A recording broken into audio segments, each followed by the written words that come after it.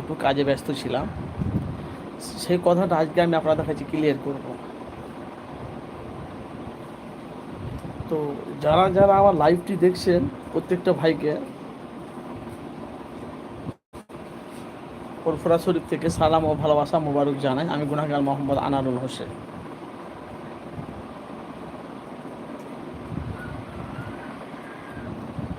কথা হয়েছে ভাইজান,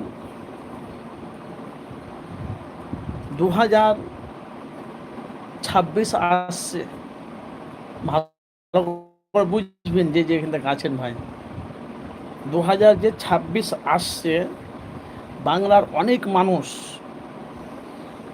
CPM, Congress, BJP, Trinamool, ISF যত যা দল আছে, তো দলের মধ্যে যারা আইএসএফকে যারা সাপোর্ট করে, যারা নওশাদকে যারা সাপোর্ট করে, তারা বলছে এবার আমরা নওশাদকে 2026-এ আমরা সিএম বানাবো, মানে মুখ্যমন্ত্রী করবে।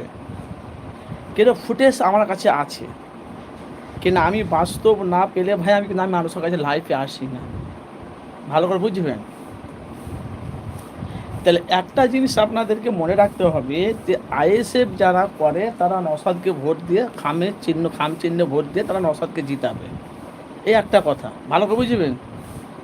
এবার বাংলার মধ্যে যে তৃণমূল যে পার্টির কর্মীগুলো আছে তারা ভোটগুলো কাকে দেবে,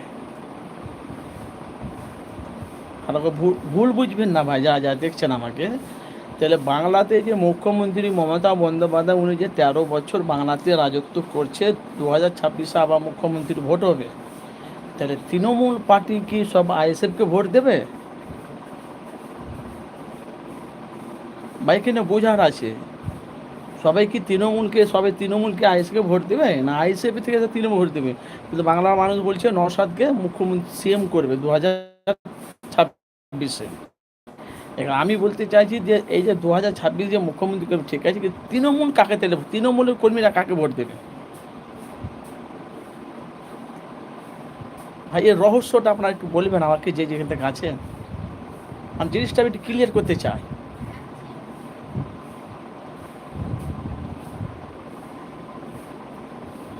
একে তো লোকসভা নির্বাচনে ভোটে নওশাদ সিদ্দিকী 17টা প্রার্থী দিয়েছিলেন, 0 হয়ে গেল। কিন্তু এবার বলছে 2026-এ যাই না করে হোক আমরা নওশাদকে আমরা জিতাবো।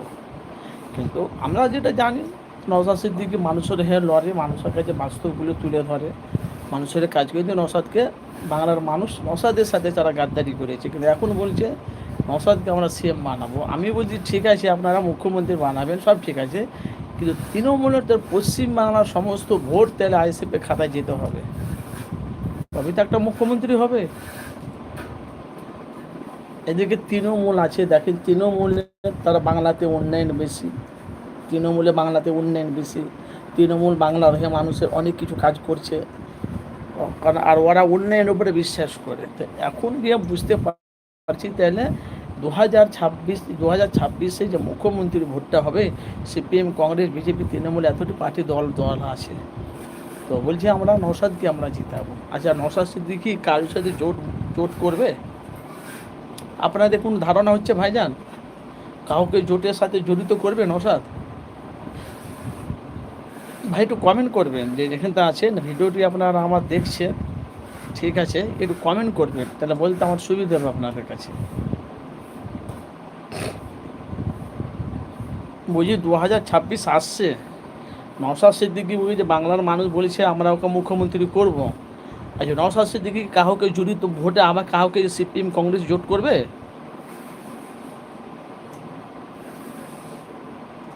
ভাই একটু কমেন্ট করবেন। আমি জানি অনেক ভাইয়েরা বন্ধুরা আমাকে ফলো করে, আমি যখনই লাইভে আসি তারা ফলো করে, কিন্তু আমি যে কথাগুলো বলছি যে এই যে মুখ্যমন্ত্রীর ভোটটা আসে, আইএসএফ কিন্তু কোনো পার্টিকে দলে যুক্ত করবে, কাউকে মানে নেবে না, আইএসএফ একাই নড়বে?